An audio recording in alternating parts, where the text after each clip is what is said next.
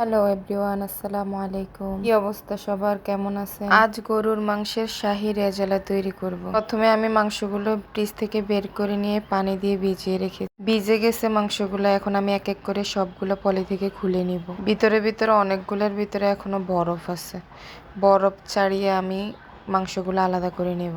আলাদা করে নেওয়া হয়ে গেছে, এখন ভালো করে ধুয়ে নিতে হবে। 3 বার ধুয়ে নিব আমি।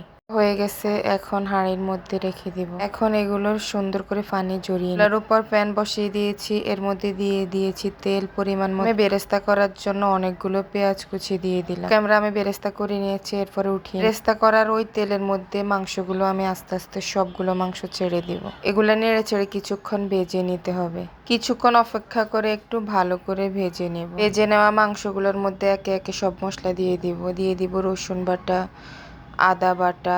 আমি আমার পরিমাণ মতো দিয়েছি, আমি তো অনেকগুলা গোস্ত রান্না করতেছি, এ কারণে আমার পরিমাণ মতো দিয়েছি, আপনারা আপনাদের পরিমাণ মতো দিয়ে নেবেন। কিছুক্ষণ পর দিয়ে দিব জিরা। জিরা দেওয়ার পর এরপরে দিয়ে দিব গরম মশলা বাটা। এখানে আমি অনেকগুলো মশলা একসাথে বেটে নিয়েছি। দিয়ে দিব টক দই।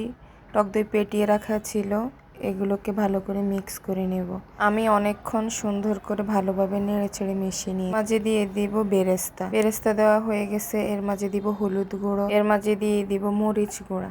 মরিচ গুঁড়া আমি অনেকগুলো দিব, কারণ আমরা একটু ঝাল পছন্দ করি। এরপরে দিয়ে দিব স্বাদ মতো লবণ। লবণ দেওয়ার পরে সব মাংসের সাথে মশলাগুলো এক এক করে সবগুলো মিশিয়ে নেব।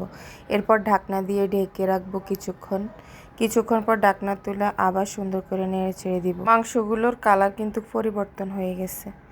এগুলোকে ভালো করে নেড়ে ছেড়ে দিয়ে দিব কাঁচামরিচ ও পেঁয়াজ কুচি। পেঁয়াজ কাঁচামরিচ দেওয়ার পরে সুন্দর করে মিশিয়ে নেব। মিশিয়ে নেওয়ার পর দিয়ে দিব ঝোলের জন্য দুধ। আমি লিকুইড দুধটা ব্যবহার করেছি, আপনারা গুঁড়া দুধও দিতে পারেন। মাঝে দিয়ে দিব টমেটো কেচাপ। টমেটো কেচাপ দিলে আপনার রান্নার স্বাদ অনেক গুণ বেড়ে যায়। কেচাপ দেওয়া হয়ে গেছে, এরপর ভালো করে সুন্দর করে মিক্স করে নেব। ঢাকনা দিয়ে রেখে দিব, কিছুক্ষণের জন্য অপেক্ষা করব। কিছুক্ষণ পর ঢাকনা তুলে দেখতেছি কালার পরিবর্তন হয়ে আসছে।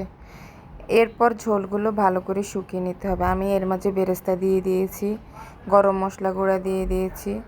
গরম মশলাগুলো ভালো করে মিক্স করে নেব। এরপর ঝোলগুলো শুকানো পর্যন্ত অপেক্ষা করব। যখন তেল উপরে বেশি আসবে তখন আমাদের মাংস রান্না কমপ্লিট হয়ে যাবে। দেখতেছেন তেল উপরে বেশি উঠছে, আর একটু শুকিয়ে নিব আমি নেড়ে ছেড়ে।